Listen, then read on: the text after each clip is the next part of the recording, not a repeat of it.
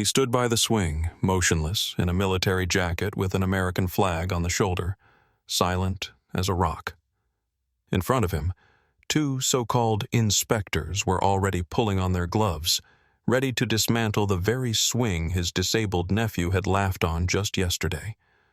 One more step, and they would have touched the metal.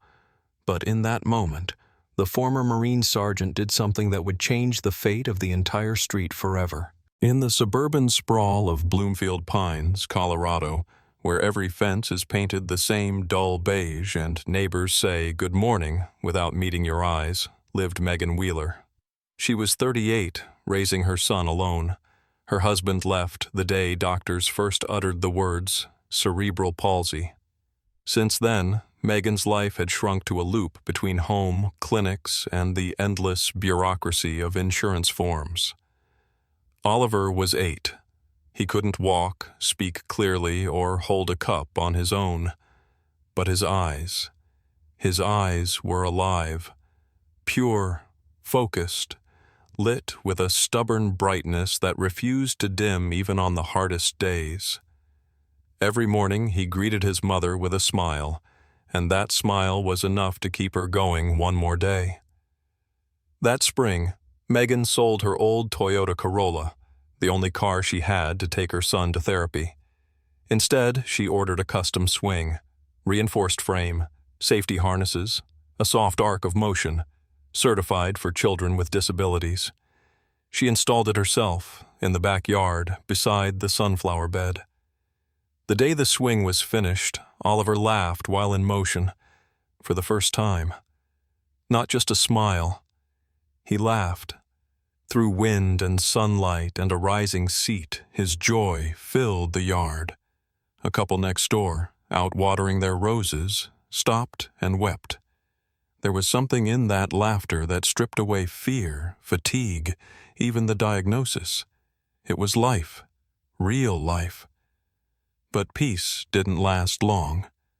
That Friday afternoon, as the sun leaned low, two men approached the house. Gray uniforms, badges reading HOA code enforcement, tablets in hand. Megan stepped out onto the porch, thinking this must be a mistake.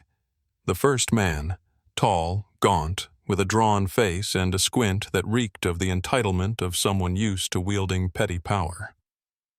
"Good afternoon. I'm Todd Curtis with the HOA inspection team."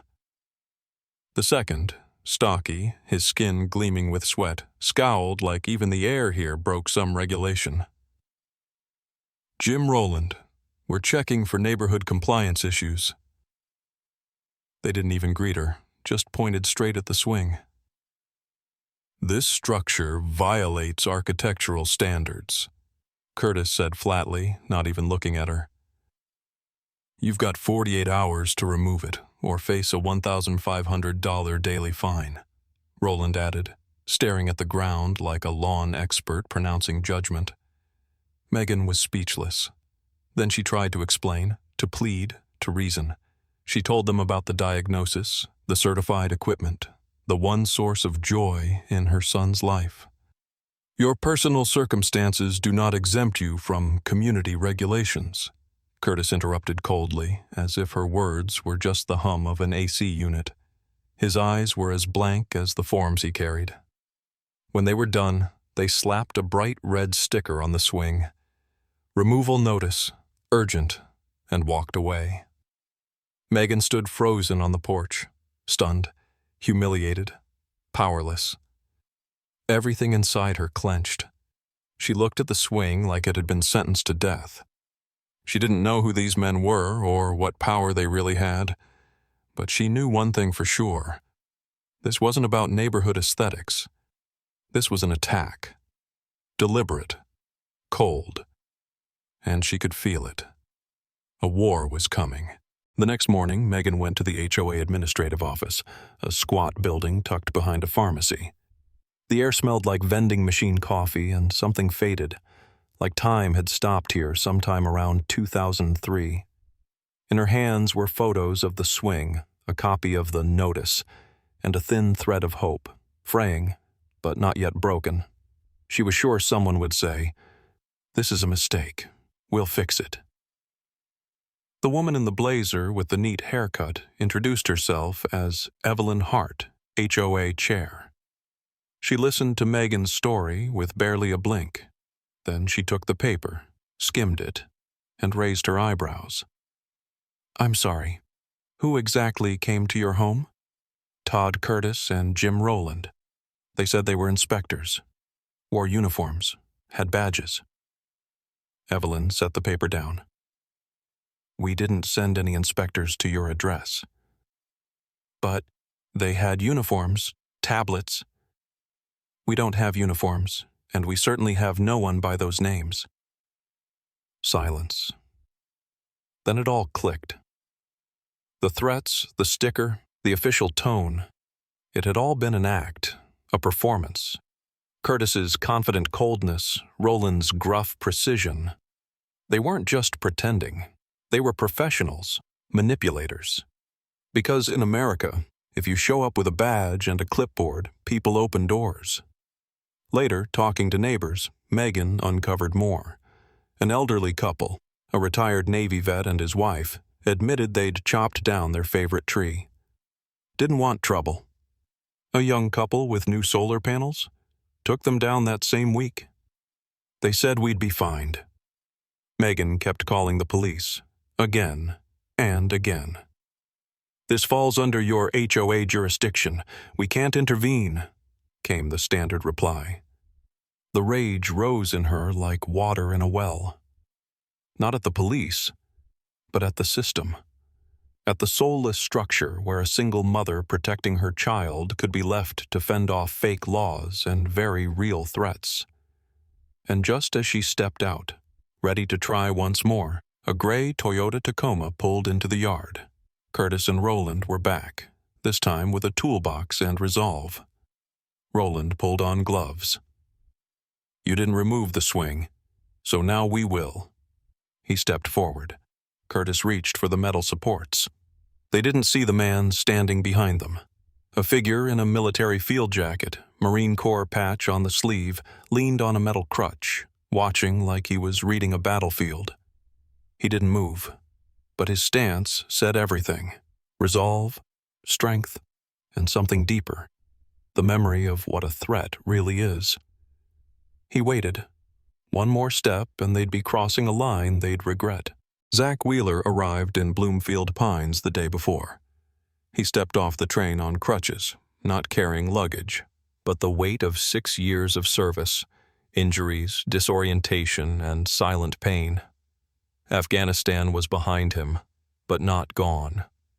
It lived in the scars on his body, in the instinct to glance over his shoulder, and in the way he walked, deliberately, like crossing a minefield. He hadn't come back for peace. He'd come home, to his sister, and to a nephew he'd never heard laugh, until Megan sent him a video last week. Oliver on a swing, a laugh full of sunlight, the sound of life. When Megan told him someone was trying to take that joy away, he didn't ask a single question. He just said, "I'm coming." He entered the yard silently. The gray sky reflected in the swing's metal frame. Curtis and Roland stood near it, tools in hand, gloves on, confident, like jackals circling a wounded animal. Zach stopped. "Hey!"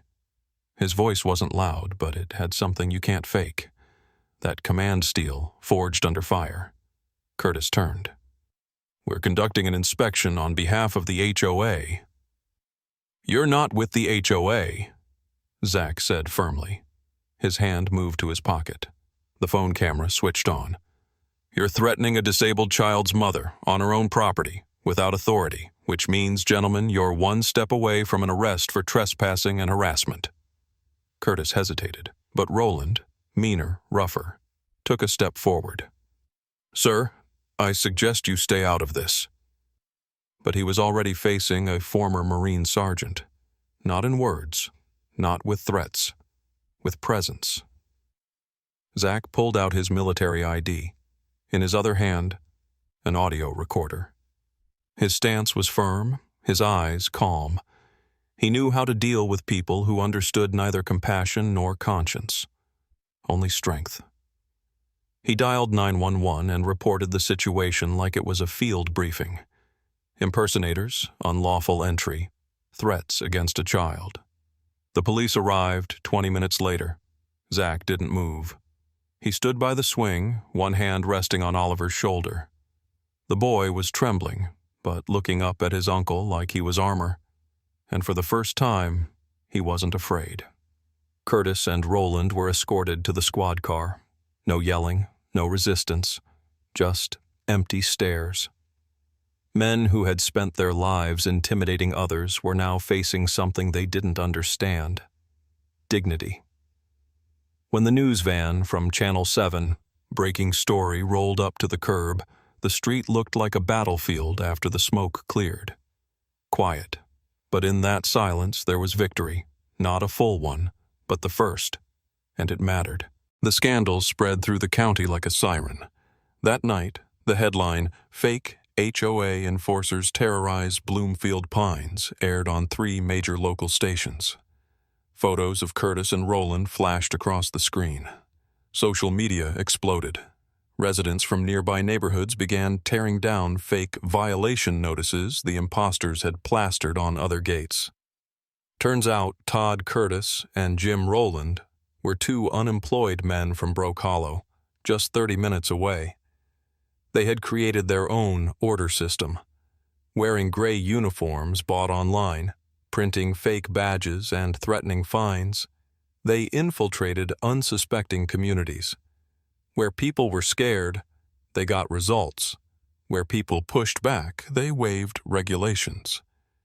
They had no legal standing, no permits, no authority, not a shred of conscience. The trial didn't last long. They were found guilty of multiple charges: impersonation, intimidation, document forgery, unlawful uniform use, and trespassing.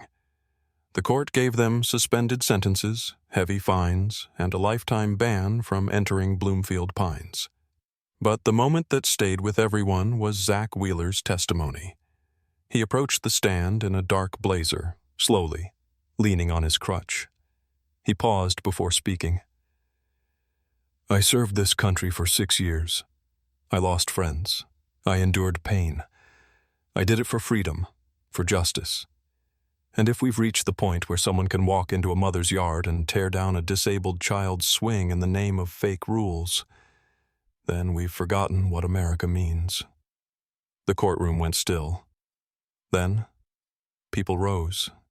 No clapping, no noise, just silent standing. Some clenched fists, others tears. Even the judge looked away. All charges against Megan were dropped. She didn't cry. She stood tall, like mothers do in war. But when the judge announced the city council had approved the Inclusive Playgrounds Initiative and would fund 5 certified swing sets across the county, her hands trembled. Oliver rode again, every day. His laughter, clear, honest, rang through the yard like a victory bell. Neighbors came just to hear it. Some brought lemonade, others photos of their kids on those same swings. Because now, that place wasn't just a backyard. It was a symbol of kindness winning. Zach stood by the window, watching his nephew. And for the first time in years, he felt like he hadn't just come home. He had returned where he was truly needed. The Wheelers weren't afraid anymore. And if evil ever came back, everyone in Bloomfield Pines knew exactly whose side they'd be on.